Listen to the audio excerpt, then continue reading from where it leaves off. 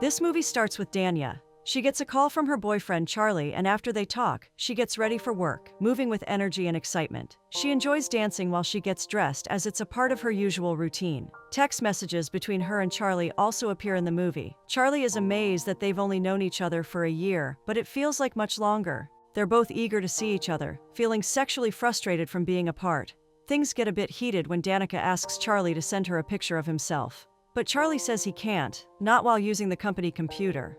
Danica suggests a Skype call later, but Charlie gives a quiver of excuses, saying the Wi-Fi is still bad. Even though it's been a month since he tried to fix it, he hasn't gotten a better connection yet. Danica doesn't push further. She's an understanding person. She finishes getting ready and gives herself some words of affirmation in front of the mirror before leaving. Danica goes to a cafe to get coffee. A guy named Frank runs the place and he already has her coffee ready. He calls out to her as soon as she walks in, not wanting her to wait in the queue, and hands her the cup, which always comes with a rose. Danica tries to pay, but Frank refuses, saying it's on the house. She insists, reminding him that she has a boyfriend, but Frank brushes it off and continues playing Mr. Nice Guy. When Danica arrives at work, she meets her colleague Callie. Callie notices the rose and the coffee, commenting on how good Frank is at his job. She also thinks the long-distance relationship between Danica and Charlie isn't good for her. She suggests that Danica should go out with Frank instead. Danica stays committed to Charlie and tells Callie she isn't interested in Frank. She quickly changes the topic, wanting to stay focused on the important meeting coming up. In the meeting, everyone takes their seats. Their boss, Lauren, talks about a new product that needs a marketing campaign. She notes the fast-approaching due date and says she can't handle the project alone. She needs someone skilled, so Lauren gives the job to Danica and her team. Lauren has a unique way of speaking that can sometimes confuse people. She tries to boost Danica's spirit by telling her how important this job is to the company. Lauren also reminds Danica that her quest for becoming senior VP relies heavily on the success of this project. She uses herself as an example, how she worked hard and got repaid with higher positions at work. Danica promises not to disappoint her, and then the meeting is adjourned. Callie follows Danica to her office and jokes that they're being teased because they're the only singles in the group. She also brings up the fact that both of them have wish lists. The group found out because Danica made hers on the company computer, while Callie wrote hers on a bathroom wall. Danica doesn't think having a wish list is a bad thing. Her mom made one, and when her dad came along, he checked every box. Danica believes it could happen to her too. Callie asks to see Danica's list again, so Danica prints it out and hands it over. Callie reads the list aloud, noting that Danica's ideal man can't have a baby mama and must have a clean record. Danica proudly states that Charlie fits everything on her list, but Callie seems skeptical and wonders why Danica is so sure. Before Danica can respond, the secretary knocks and tells her that her mom, Lola, is on the phone. Lola asks for a favor the minute Danica answers the call. Danica's sister, Tanya, is out of jail, and Lola wants Danica to pick her up. Sensing hesitation, Lola starts reminding Danica of all she did for them when they were kids, guilt-tripping her into agreeing. Danica agrees but says she'll bring Tanya to Lola's house. Lola quickly shuts that down, saying she doesn't want Tanya staying with her because of the strange things Tanya did the last time she stayed over. She advises Danica to keep her belongings safe while Tanya stays with her. Then, Lola abruptly ends the call, leaving Danica with no choice but to take Tanya in. Callie goes with Danica to pick up Tanya. When they arrive, they find Tanya having sex at the back of a truck. Tanya notices them, but casually greets her sister while continuing. Danica and Callie are disgusted and go wait in the car as the loud scene carries on. Once Tanya finishes, she joins them in the car. Danica asks why Tanya's boyfriend didn't take her into town. Tanya explains that he's not her boyfriend, just a man who was visiting his wife in prison and was up for some fun. Tanya, having had no action during her time in jail, didn't mind. She urges them to leave quickly, saying the man passed out after the encounter. On the way home, Tanya promises she's changed and won't commit crimes again, but she hints that she might bend the rules with small offenses to get by. Danica disagrees and promises to help her find a job. When Danica and Tanya arrive at the apartment, Tanya is amazed by the decor. She can't believe Danica has managed to afford such a beautiful place without doing anything questionable. She can't stop touching everything she likes. Danica shows Tanya the room she'll be sleeping in, and Tanya loves it. When Danica offers to make space in the wardrobe, Tanya sadly mentions that she has no clothes. She says she feels like a newborn baby, starting life all over again. Then, Tanya brings up Danica's ex, Bailey, and is shocked to learn that Bailey broke up with her. She's even more surprised when Danica says she's attending Bailey's wedding. Danica proudly shares that she's now in a relationship with someone named Charlie. Tanya says she wants to meet him, but Callie jumps in, pointing out that nobody has actually met Charlie yet. Tanya heads off to take a shower, and Danica confides in Callie. She explains that Tanya's temper means certain things need to be kept from her for now. Callie, on the other hand, thinks Bailey deserves some of Tanya's anger, especially after ending things with Danica and moving on to someone else so quickly. As they sip wine and talk about work, Danica's phone rings. It's Charlie. Danica lets Callie answer, and Callie wastes no time asking when they can finally meet him.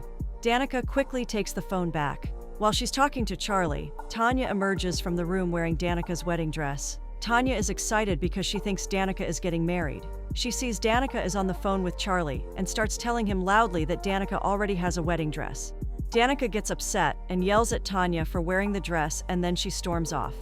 Tanya is surprised, not that Danica is yelling at her, but that her sister isn't scared to shout at someone who just got out of jail. Tanya tries to act tough, but Callie calms her down.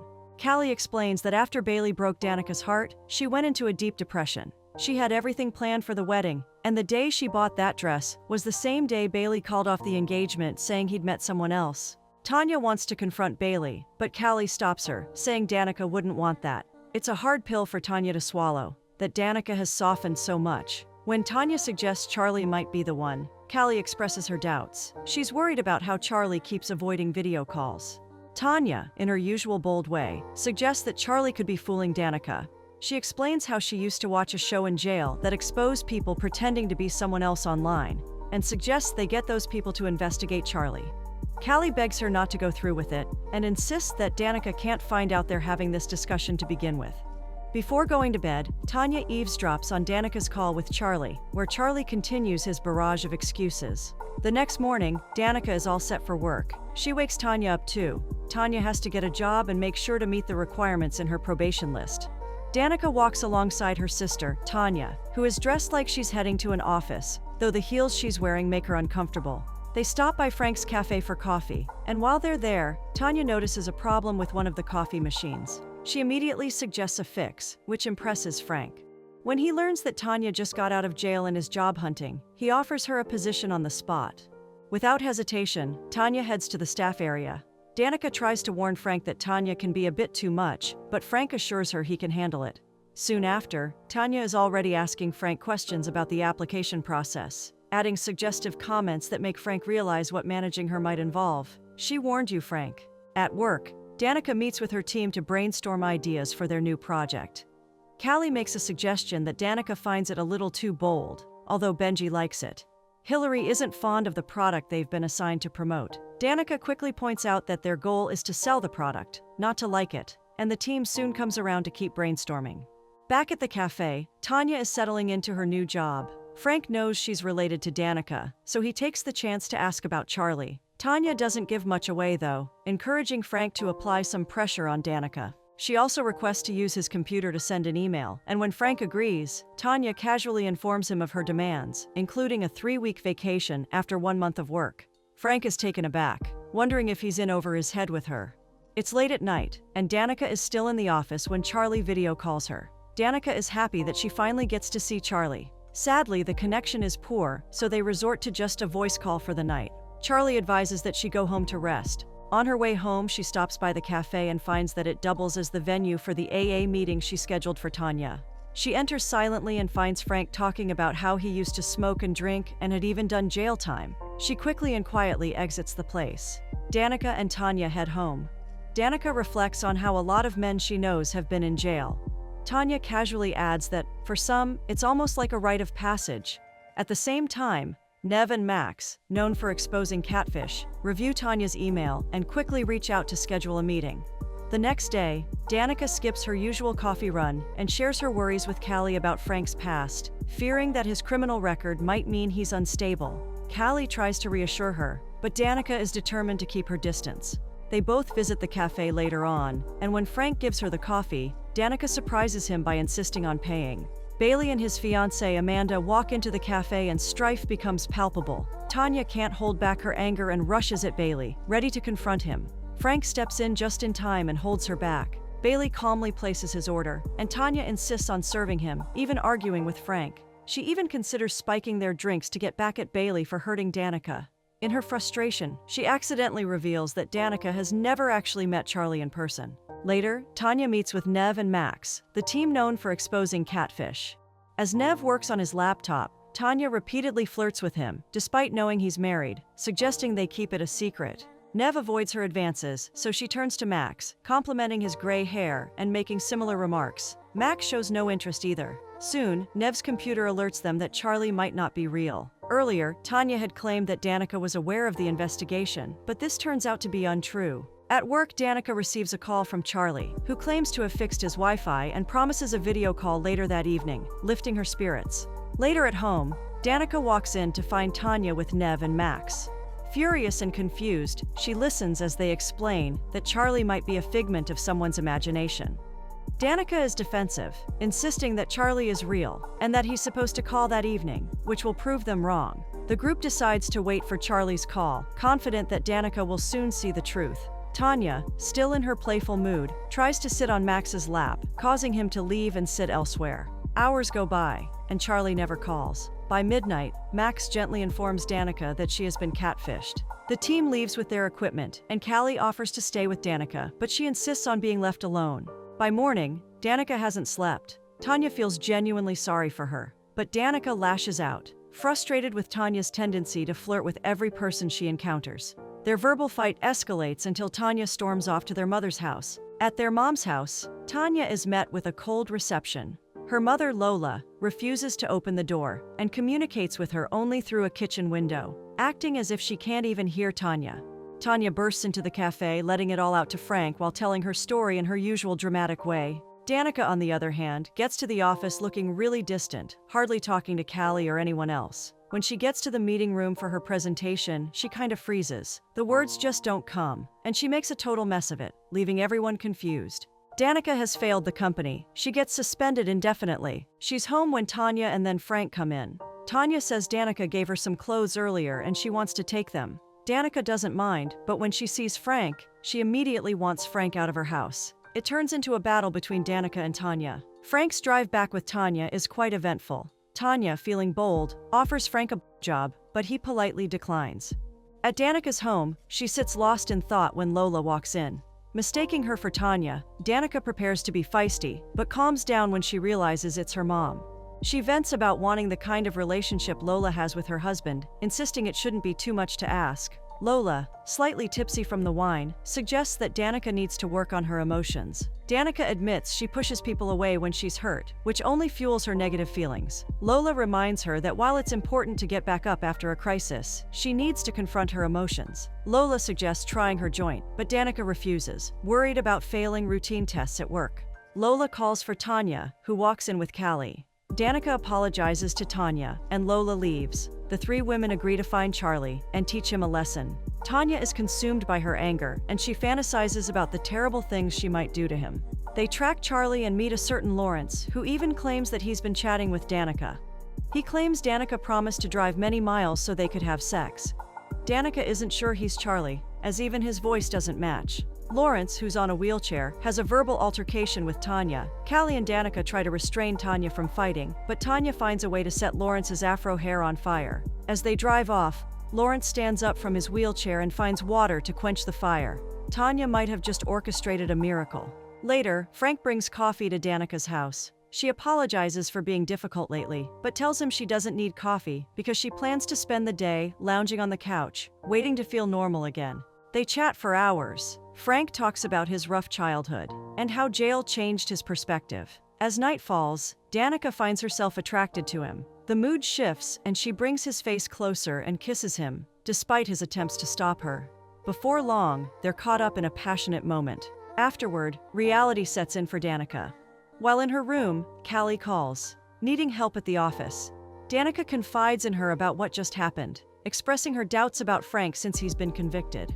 To her shock, she learns that Frank overheard the conversation, leading to an awkward moment.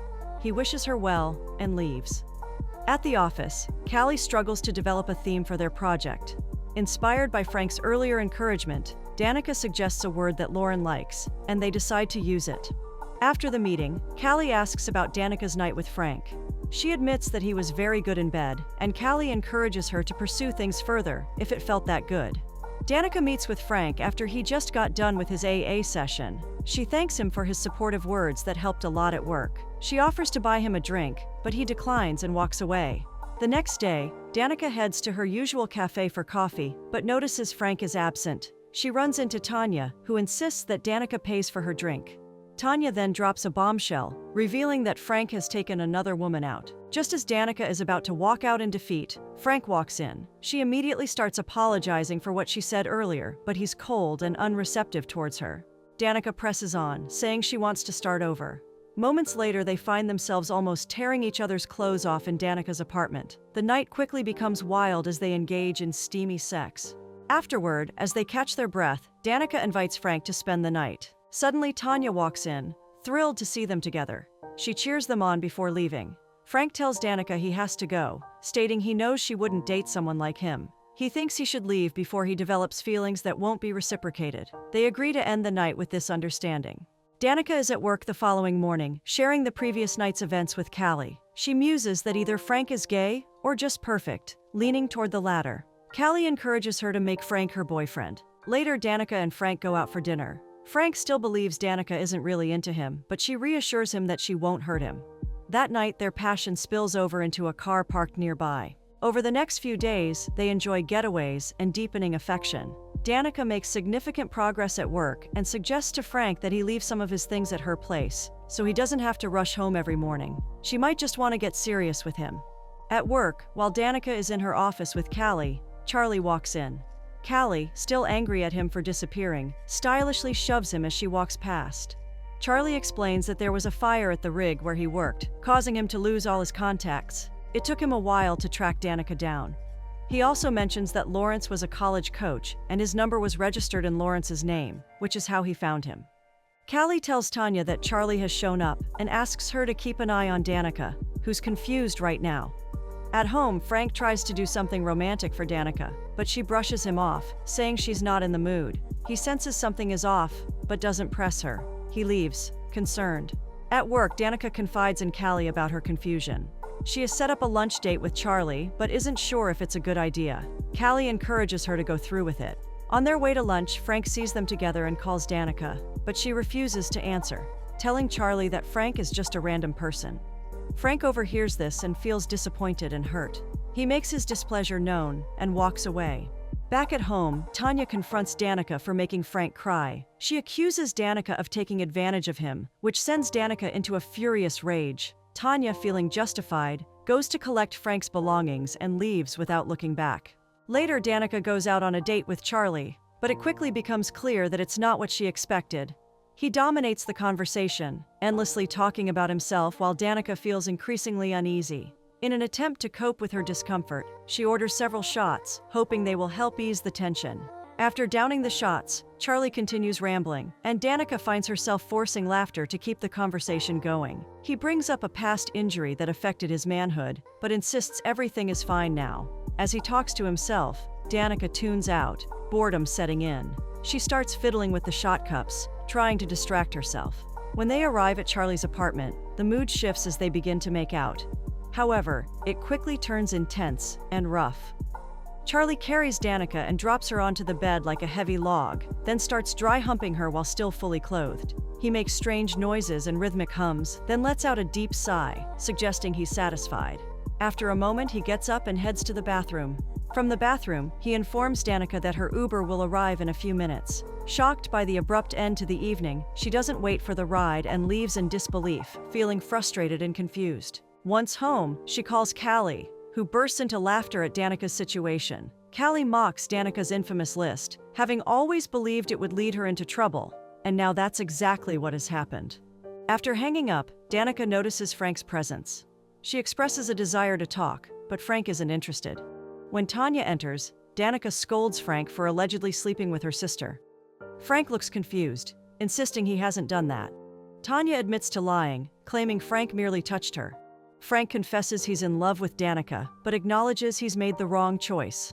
Danica doesn't agree, calling herself a fool. Frank advises her to stick to her list and storms out, leaving Danica wondering why he's so determined to leave even after declaring his love. The next day, Danica visits Lola with Tanya. She asks about Lola's list, but Lola reveals she lost it. Danica's dad didn't tick everything off. In fact, Lola believes it's nearly impossible to find a man who checks all the boxes on a list. She encourages Danica to go after Frank. Danica drives the long journey to Frank's cabin house and luckily finds him there. Frank doesn't let her in, so Danica talks to him through a closed window. Frank shuns her. He turns up the volume of the TV set, and Danica swears that she won't leave. She puts on the car stereo and plays a song that catches Frank's attention. It starts to rain, but Danica doesn't budge, proudly singing under it. Eventually, after a while, Frank steps outside and takes her in. A few weeks later, Tanya is dressed for Bailey's wedding. When the pastor asks if anyone objects, Tanya stands up, accusing Bailey of being a serial cheater. She reveals that she almost slept with him too. Not stopping there, she dramatically turns her dress into a cape and charges towards Bailey.